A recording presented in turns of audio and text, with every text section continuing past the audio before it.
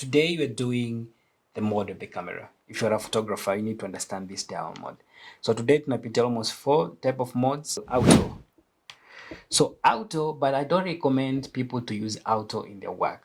Maybe you're a beginner photographer. Yes, you can use auto as you're learning the manual mode in terms of controlling the exposure triangle, shutter speed, ISO, and aperture. Right. So auto mode, unaambia camera control everything. So the camera iko na authority over you. So itakupea the image venye tu ina feel the environment iko, camera itakupea the image. So program mode, the camera inakupa allowance for you to adjust the ISO peke yake. Umeset maybe the aperture 1.2 and then shutter speed, but you can change the ISO. I don't use that mode, but for clarity purposes and for just learning purposes, program mode una control ISO. Manual mode, I recommend to my student and to those guys I mentor, 100% use manual mode. So if you're using manual mode, you have authority over your camera. You tell the camera to give chenye unaona. You control the aperture, you control the shutter speed, you control the ISO. So if you understand the exposure triangle, use manual mode. AV mode is aperture priority mode.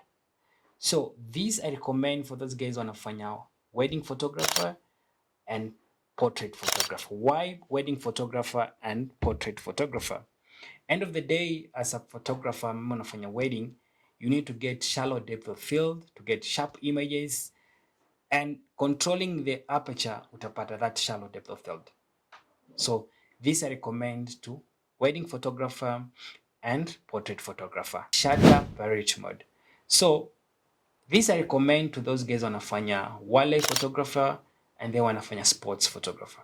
So this kind of a mode itakupa for you to get a sharp images, because end of the day, if you're doing sports and then you're doing wildlife, there's a lot of movement. So if hauko keen and your shutter speed haiko poa, end of the day utapata blur images.